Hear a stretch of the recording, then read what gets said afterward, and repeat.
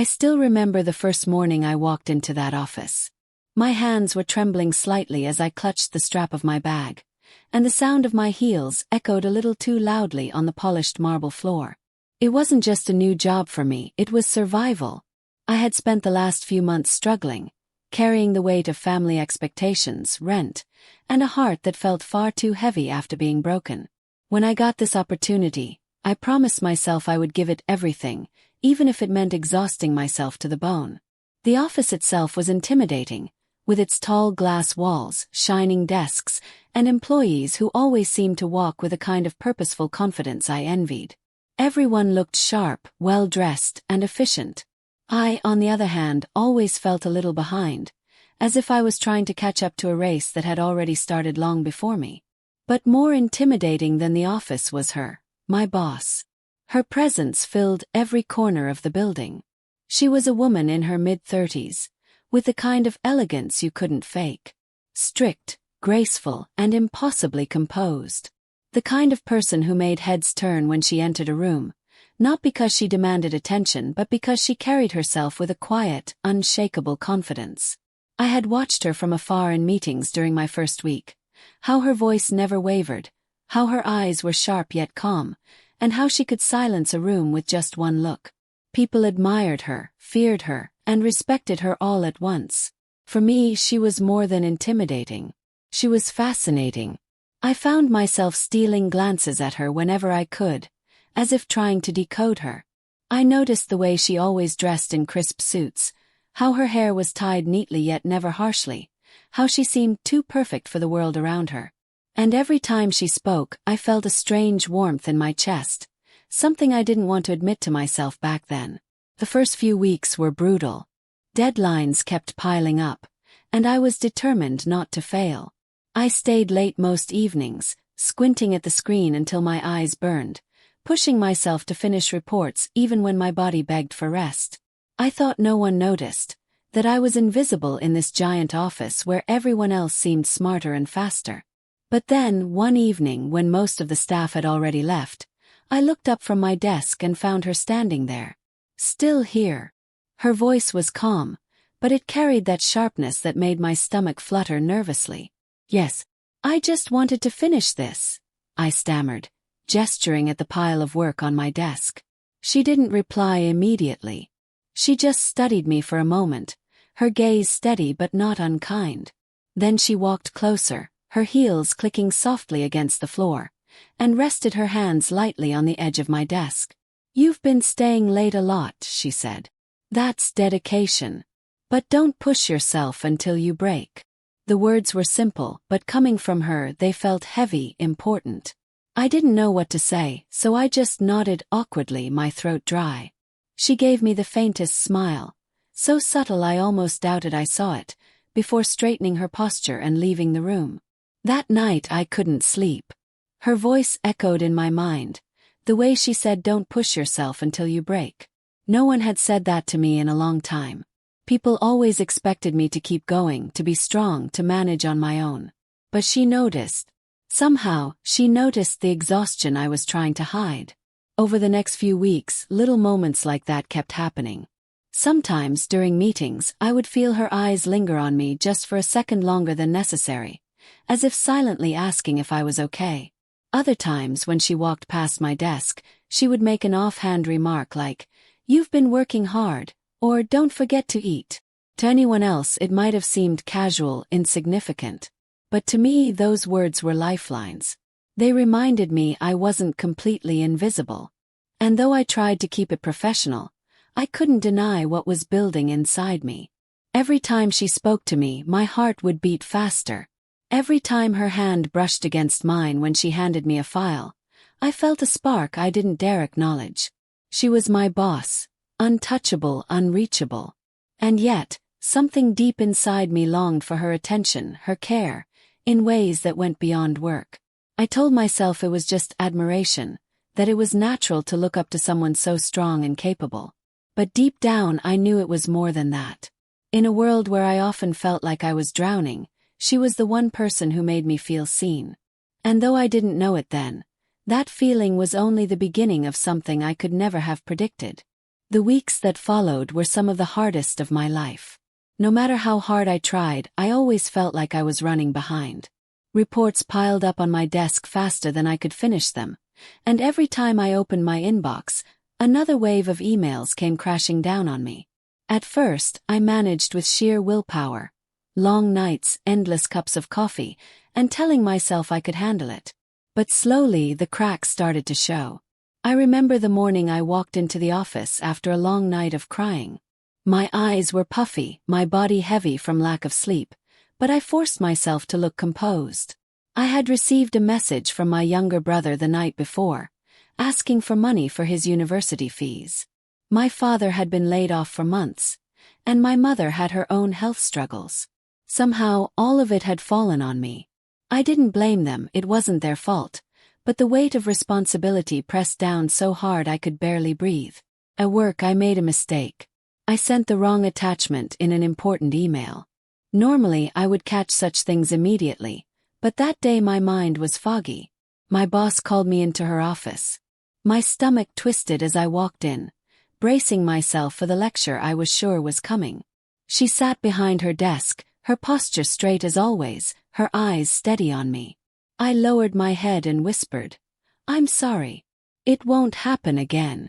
To my surprise, she didn't raise her voice. She didn't even look angry. Instead, she gestured for me to sit. "Tell me," she said softly. "What's going on with you?" I blinked, startled. Nothing, ma'am. Just a mistake." Her eyes narrowed, but not with irritation, with concern. "You've been working late. You're always the last one to leave. And now you're slipping on things I know you're capable of handling. That tells me something isn't right. Talk to me." Her tone was so different, so gentle, that the tight knot in my chest almost broke then and there. But I couldn't. I just stared at my hands, twisting them nervously in my lap. She leaned forward slightly, her voice quieter. "You don't have to tell me everything. But don't carry everything alone. It's too heavy, and I can see it's weighing you down." Something in her words struck me so deeply I had to bite my lip to stop it from trembling. Nobody in my life had said that before. Nobody had even noticed. For a moment I wanted to tell her everything. About my family, the sleepless nights, the loneliness that ate away at me.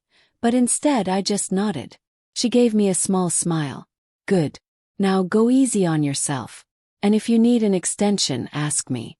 I'd rather help you than watch you break under pressure." When I walked out of her office, I wasn't just relieved. I was shaken. That conversation replayed in my head all day. She had looked at me as though she truly cared, not just as my boss but as a person. That one moment planted a seed I couldn't ignore. From then on, I started noticing the little things. Like the way she would drop by my desk late in the evening when most people had left. She would stand there, holding her coffee cup and ask, "Still working?" As though it were our private routine. Or the way she sometimes brought an extra coffee and set it down beside me without a word.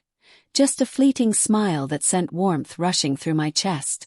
One night, I was sitting there staring blankly at my screen, exhaustion clouding my mind, when I felt her hand on the back of my chair.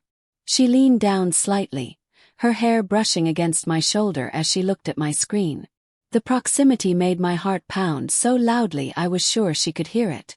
"You're doing fine," she said quietly. "Don't be so hard on yourself." Those words, so ordinary to anyone else, became extraordinary to me. Because they came from her. Because they felt like they carried more than just professional reassurance. They felt like care. I began to live for those moments. The quiet glances we exchanged across the meeting table. The small conversations we had when others weren't around. She never said anything inappropriate, never crossed the line, but there was an unspoken closeness between us that kept growing. One evening, she stayed back long after everyone had left. I was at my desk, trying to finish a presentation, when I heard her footsteps approach. She held out a small paper bag. "Dinner," she said simply. I blinked up at her. "Dinner? You've been here since morning, haven't you?" "It's from the place downstairs." I hesitated, but she raised an eyebrow. "Don't argue." I couldn't help it. I laughed softly, the sound surprising even me. It had been so long since I had laughed like that. She smiled, a real smile this time, not the polite one she wore in meetings. We ate together in the quiet office, the glow of the desk lamps surrounding us. She asked me about my hobbies, my childhood, the little details of my life that nobody else cared to ask. I found myself talking more than I intended, while she listened with an attentiveness that made me feel like the only person in the world. That night, when she walked me to the elevator, our hands brushed as we pressed the button. Just a fleeting touch, but it lingered like fire against my skin. I caught her looking at me, her eyes softer than I had ever seen them, but she quickly looked away. I couldn't stop thinking about that look, about how her voice changed when she spoke to me, about how her gestures, simple, small and thoughtful, made my heart ache with something I could no longer deny. There was something between us, something unspoken, fragile and precious. And though neither of us dared to name it, I could feel it growing stronger with every passing day. It happened on a Thursday evening, one of those days where everything felt like too much. Deadlines were stacked like bricks on my shoulders, and no matter how fast I typed or how many calls I answered, nothing seemed enough. My head throbbed from staring at the screen, my chest tight with unspoken panic. Then my phone buzzed. Message from home. It was from my brother again. His tuition fee deadline had passed, and the university was threatening to withhold his results. My father's health had worsened, and my mother was begging me to do something. I stared at the words on the screen until they blurred, my vision swimming with tears I fought to hold back. Couldn't. I stood up abruptly, the chair scraping against the floor, and walked quickly toward the restroom. My legs felt weak, but I forced myself inside, locking the stall door. I pressed a hand against my mouth to stifle the sob that broke free. For the first time in weeks, I allowed myself to cry, really cry. The tears came in hot, unstoppable waves, soaking my cheeks, my palms, my heart. I pressed my forehead against the cool wall, whispering to myself, "Get it together, you can't let anyone see you like this." But someone did. I heard the door creak open, quiet footsteps echoing against the tiles. I froze, trying to wipe my face quickly, but then I heard her voice. Soft, careful. "Are you in here?" It was her. "My boss." I couldn't answer. My throat was too tight. But maybe silence was enough, because a moment later, she gently knocked on the stall door.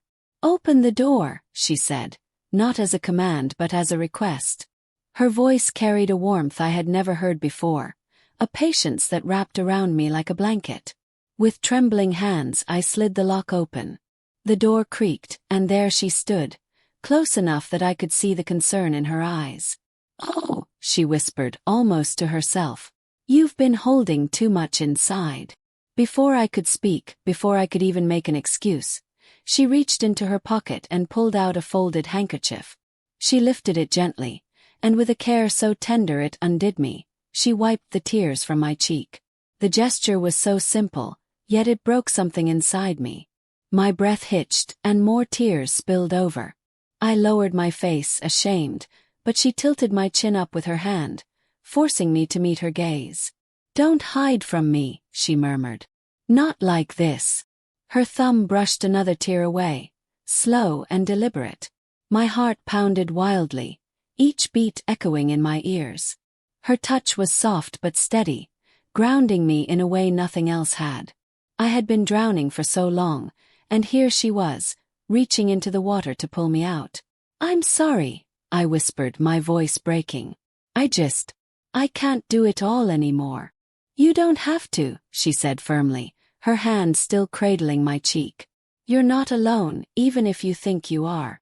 Her words shattered me completely. I covered my face with my hands, but she didn't step back. Instead, she pulled me closer, her arms circling my shoulders.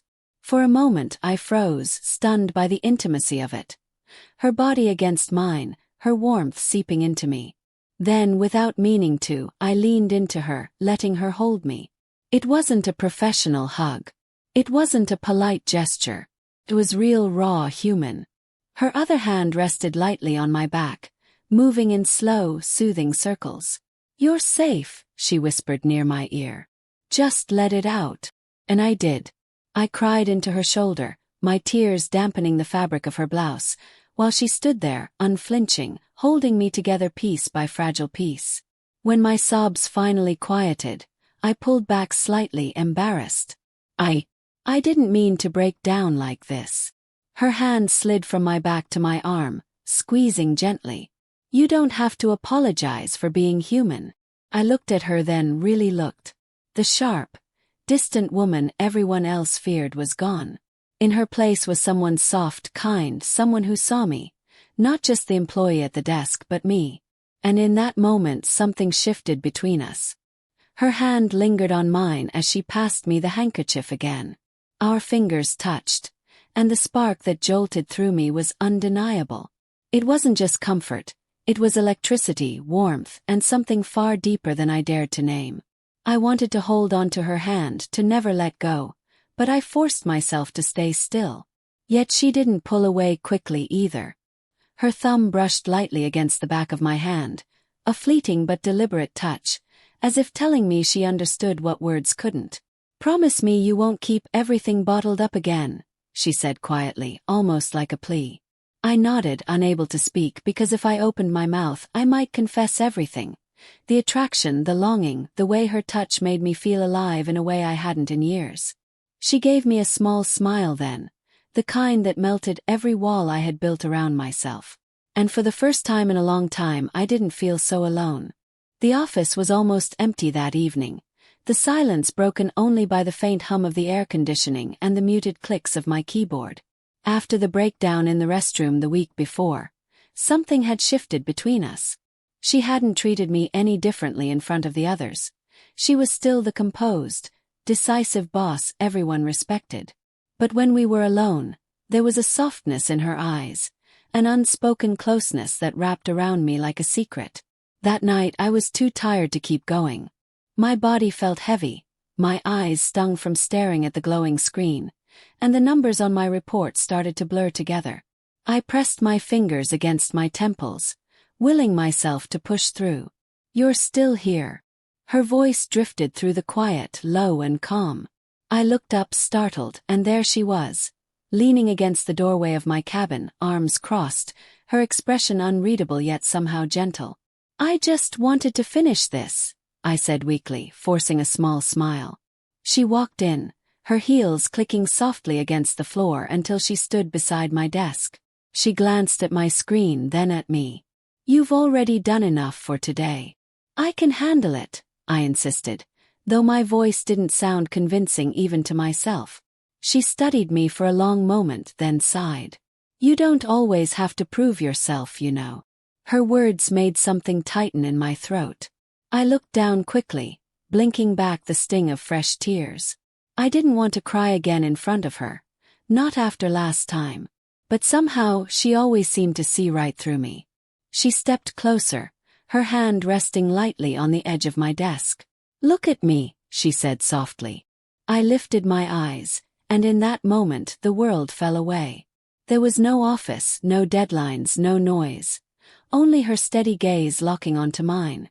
The silence between us was thick, charged, and yet it wasn't uncomfortable. It was intimate. My voice broke, and I had to swallow before I could continue. I feel safe with you. The confession slipped out before I could stop it. My cheeks flushed instantly, heat rushing to my face. But I didn't take the words back. They were true, truer than anything I had said in a long time. Her expression softened, almost imperceptibly. She reached out slowly, giving me enough time to pull away if I wanted to.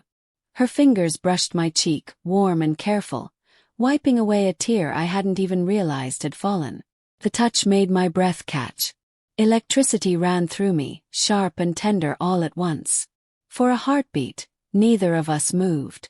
Our eyes held, speaking words we didn't dare say aloud. Then, with a hesitation that made my heart race, she leaned in. Her lips met mine in the softest kiss imaginable. It wasn't rushed, wasn't demanding. It was slow, tentative, as if she was afraid I would pull away. But I didn't. My eyes fluttered closed, and I let myself sink into the warmth of her mouth against mine.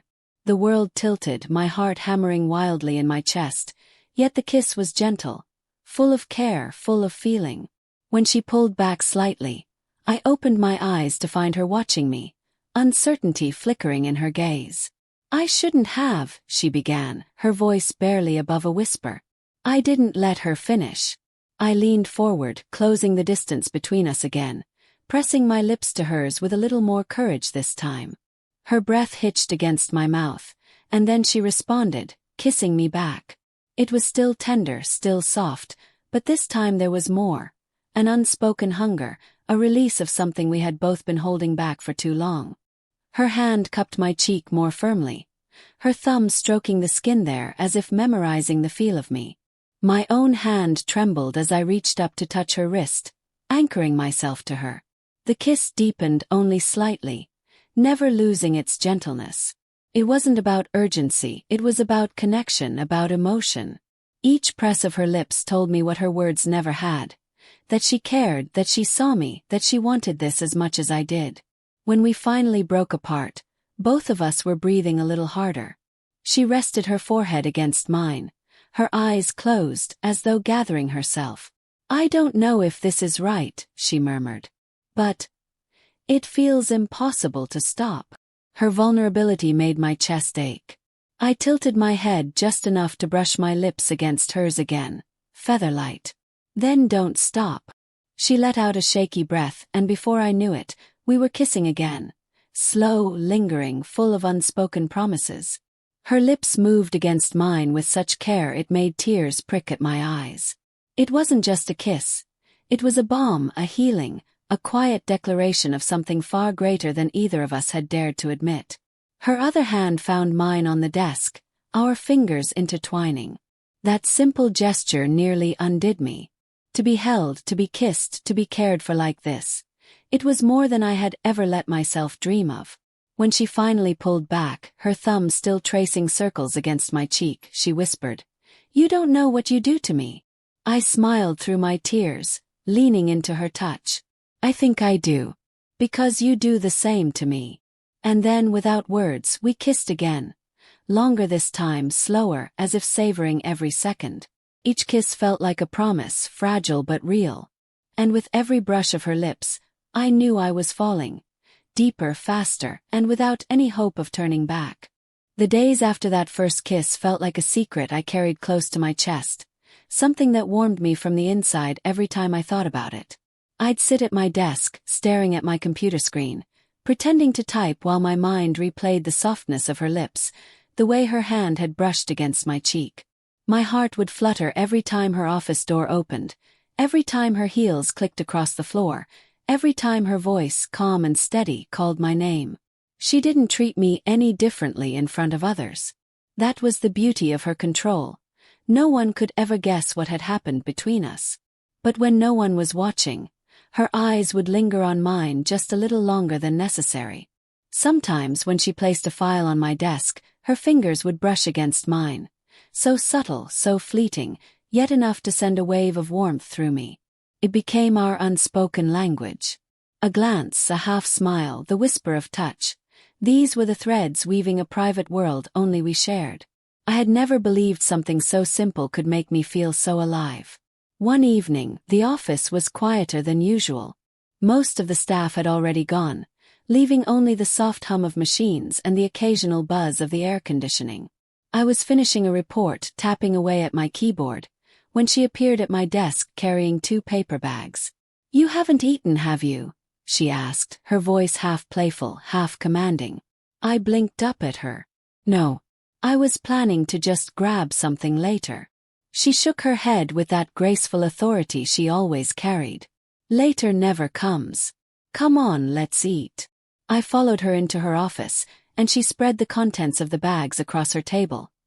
Boxes of noodles, spring rolls, and small cartons of juice.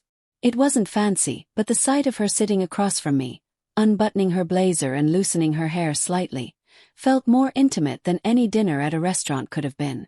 We ate, laughed, and for the first time I saw her not just as my boss, but as a woman. Someone with little quirks, someone who tilted her head back when she laughed too hard, someone who nudged my carton of juice toward me when I almost forgot about it. "Why are you being so nice to me?"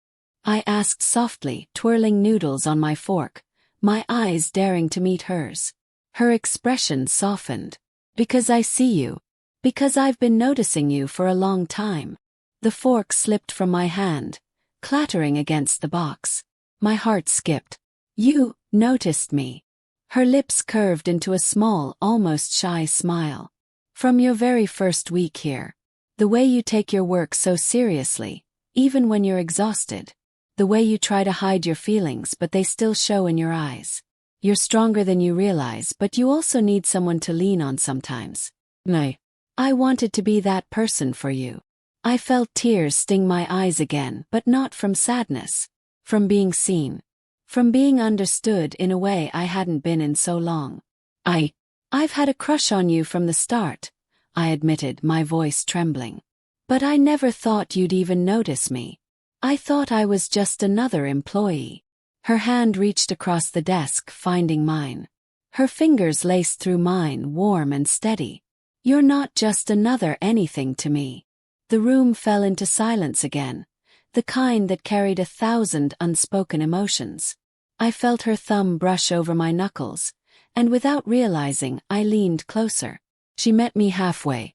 Our lips touched again, this time slower, longer, more certain. I closed my eyes, drinking in the sweetness of it. The taste of noodles lingered on her lips, mixed with something uniquely her. Her hand cupped my cheek, her other hand squeezing mine as if anchoring me. I melted into the kiss, into her warmth, into everything she was offering without words. When we finally pulled back, foreheads resting against each other, she whispered, "This feels right, doesn't it?" I nodded, unable to speak. My heart was too full. From that night onward, the office wasn't just a place of work anymore. It became a place where little pieces of love hid between the paperwork and the late nights. Sometimes, when no one was looking, she would squeeze my hand under the table during meetings. Other times, she'd stop by my desk at the end of the day, lean close enough for her breath to graze my ear and whisper, "See you after everyone leaves."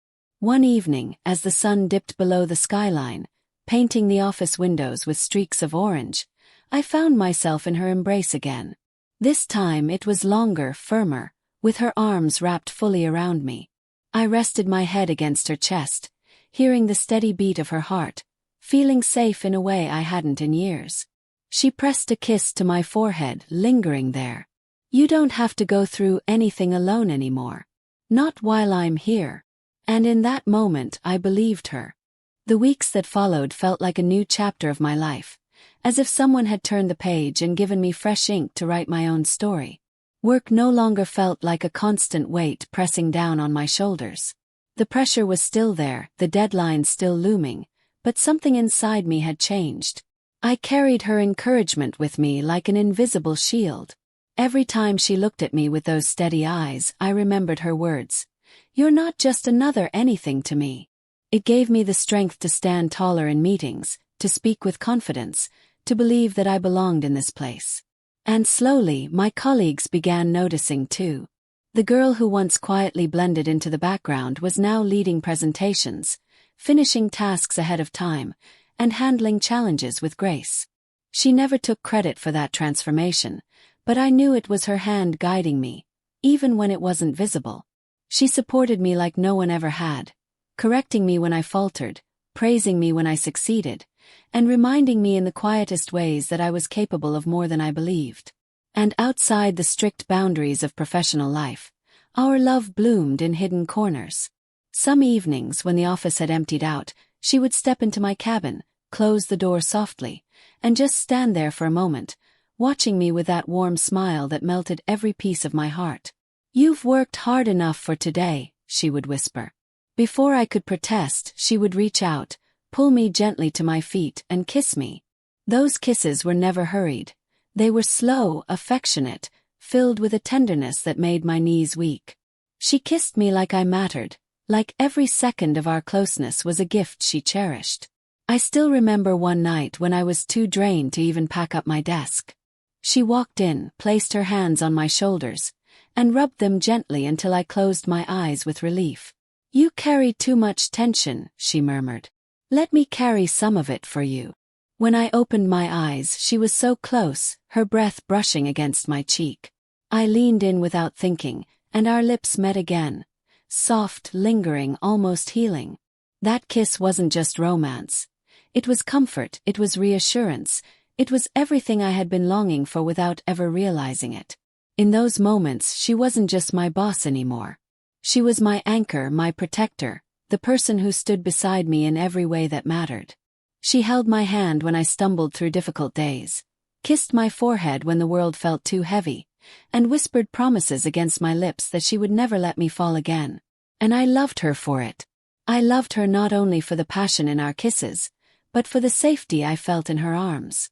I loved her for seeing me when I felt invisible, for believing in me when I couldn't believe in myself. At work, she was still the confident, graceful leader everyone admired. But when we were alone, she was mine. The woman who kissed me slowly under the dim glow of office lamps, who tucked a strand of hair behind my ear as if it were the most natural thing in the world, who wrapped me in her embrace and made the whole world fade away. With her, I wasn't just surviving anymore. I was living. And for the first time in a long time, I wasn't afraid of tomorrow, because I knew she would be there, by my side, guiding me, protecting me, loving me in ways I had never thought possible. It happened on a Friday evening, when the office lights had dimmed and the rest of the world seemed to have gone quiet. The city outside was alive with its usual hum, but within these walls, it felt like time had slowed down just for us. I was sitting at my desk, staring at a half-finished document, when I sensed her presence. She leaned against the doorway of my cabin, her arms folded, her expression unreadable but her eyes locked onto mine. "You're still here," she said softly. I nodded, forcing a tired smile. "Deadlines don't wait." She stepped inside, closing the door behind her. The sound of the latch clicking sent a shiver through me. It was just us now, no one else, no roles to play. "You've been pushing yourself too hard," she said, walking closer. "I can see it in your eyes." I looked down, my chest tightening. "I don't want to disappoint you." Her silence stretched for a moment before she gently lifted my chin with her fingers, forcing me to meet her gaze. "You could never disappoint me." The softness in her eyes broke something inside me, and words spilled out before I could stop them. "I'm scared of what this is between us, of what people would say if they ever found out. I've spent so much of my life trying to be invisible, to not make mistakes, and now here I am, falling for the one person I shouldn't." Her breath caught, and I saw her mask falter. "Do you think I'm not afraid too?" she whispered. "Every day I wonder if I'm crossing a line, if I'll lose the respect of my team, if I'll lose you by being too much, too fast. But then..." Her voice trembled and she took my hand, pressing it against her chest. "Then I feel this. The way my heart races every time I see you. And I know I can't walk away." My throat tightened and tears welled in my eyes. "So what do we do?" She leaned closer, her forehead resting against mine, her breath warm against my lips. "We stop running from it. We stop pretending. Because no matter what happens, I don't want to lose you. Not now. Not ever."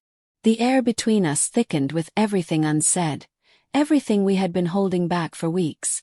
And then, as if we both knew the only answer, our lips met. This kiss was different. It wasn't tentative or soft. It was hungry, desperate, filled with all the fear, longing, and love we had buried inside us. I clutched her blazer, pulling her closer, while her hands framed my face, anchoring me to her as if she never wanted to let go. The kiss deepened, slow at first, then more urgent, more passionate, until I felt like I was melting into her completely. Every brush of her lips against mine, every gentle tug, every soft moan between us, it all felt like coming home after being lost for too long. When we finally broke apart, breathless and trembling, she rested her forehead against mine again, whispering, "You're mine. No matter what happens, you're mine." I closed my eyes, letting the words sink into the deepest part of me. "And you're mine," I whispered back, my voice breaking with emotion. We stayed like that, holding on to each other as if the world outside didn't exist, as if nothing else mattered except the truth we had finally confessed. And for the first time I wasn't afraid anymore. Because in her arms, in that kiss, I had found my home.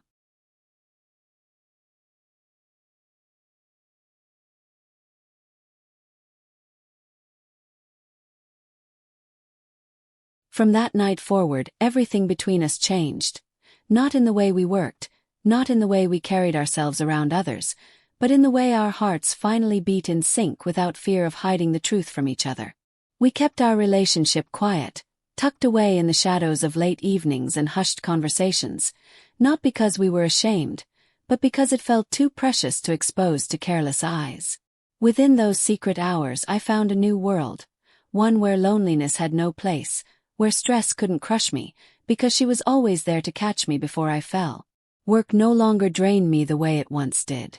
I had energy, confidence, and a lightness I never thought I could carry. And it wasn't just because of professional growth. It was because of love. Her love. The way she would glance at me during a meeting, her eyes holding mine for just a fraction longer than necessary, was enough to make me remember who I was becoming. Not the tired, lonely girl I had been, but a woman cherished, seen, and loved. One evening, as the office lights glowed softly against the night, she walked me to the elevator. There was no one around.